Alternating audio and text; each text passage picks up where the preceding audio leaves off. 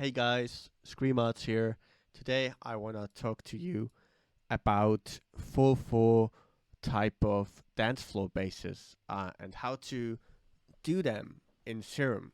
So first of all, I kinda like to arrange them in the MIDI already. You can do that within Serum, of course, but I like to do it in the MIDI already. So what I do is I just make these little eighth notes, and then I already pitch it down to the right octave. And then to kind of get a feel for it, I like to use the envelope here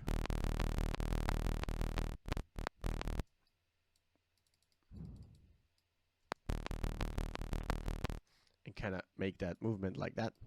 Then you can take LFO1 and, for example, change the type again to go in one direction here.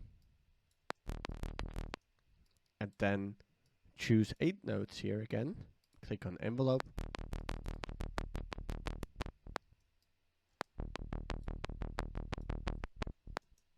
And we can turn that click track off again.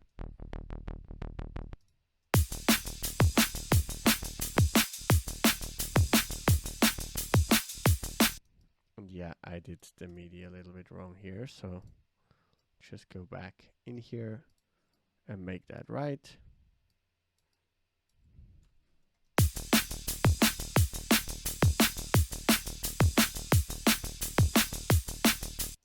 And then we can make a little bit of a side chain already to kind of get an idea how it's gonna sound once the sound is finished.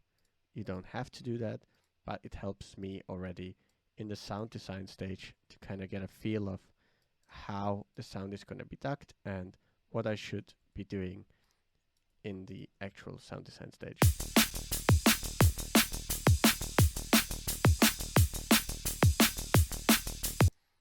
So now we already kind of got the foundation of what these type of basses are all about.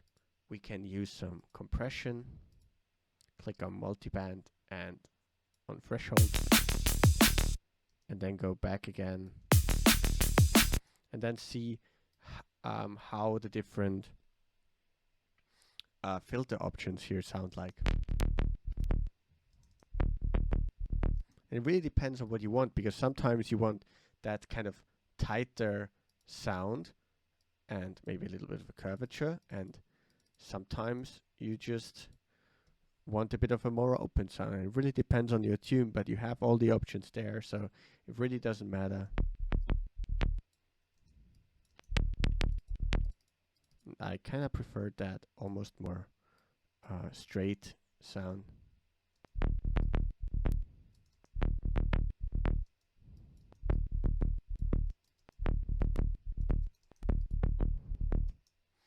And now that you've got that, that's basically what these basses are and how these basses are made. You can enhance that by driving it with a saturator.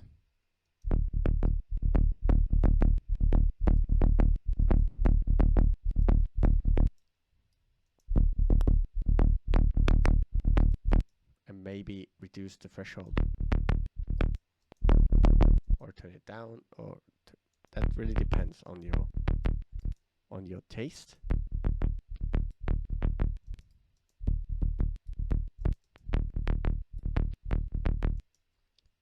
What you can do at this stage is you could, for example, add a second oscillator and add a harmonic to that to make it more interesting. And I feel like that always helps me write a good melody, because just the bass kinda will be too low to actually hear it properly. So I like to add a second harmonic just to hear it better, actually. And that way I can write better melodies as well, which might actually be a useful tip here. So right now I, for example, kinda have a better way of writing a melody for my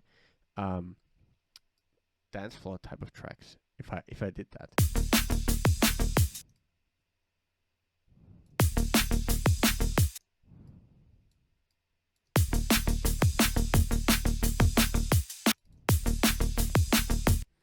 And now we didn't copy that sidechain.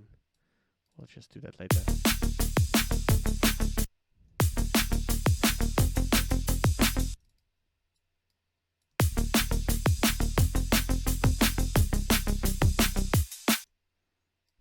And for example, if we want the last note not to be too deep, we can actually change that movement around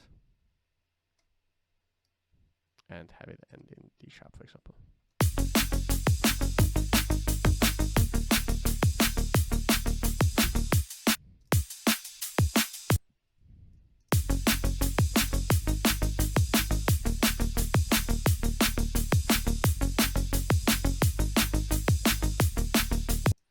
And now you can obviously give it flavor, maybe adding a little bit of noise.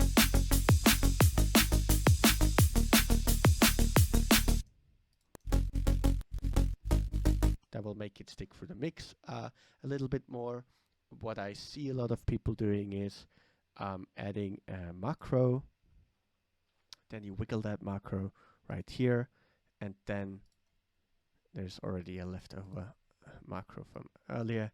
But then you can, for example, open up the sound a little bit towards the end, which can be a nice little extra thing to do. You can do that once in a while, open it just a little bit. Once in a while, open it just a little bit. And so you get kind of like a movement into it.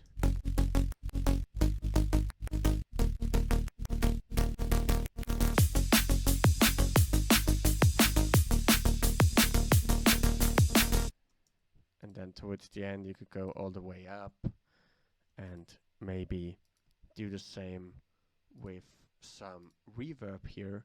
You could take macro 2, put that on the mix, then wiggle macro 2 here, then it will show up here, and towards the end, turn that up. And to kind of counteract this clickiness, you can make a filter movement.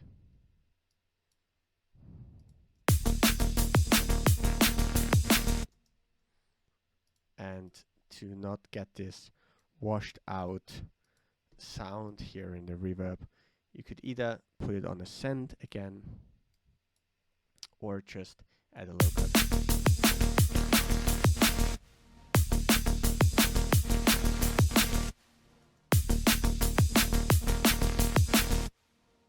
It's pretty fun. Sounds different, like this. Whatever you prefer. I like it going into the compressor actually. But yeah, that's how I would make this type of full bass lines. So yeah, I hope you liked that one, and see you next time. Bye bye.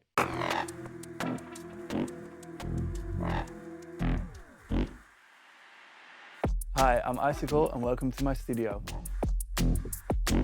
I'm a drum and bass producer from Holland, if you didn't know. I used to live in England for a long time, and together with Drum and Bass Academy I have made a course describing my entire process. It's an Ableton course over 4 hours long, in which I go through drum design, drum programming, sound design, bass lines, composition and arrangement, some advanced sound design techniques as well, and mastering. Included are the project files as well, samples, presets, everything, so you can properly follow along with me and get to the same result as myself. So I hope you enjoy.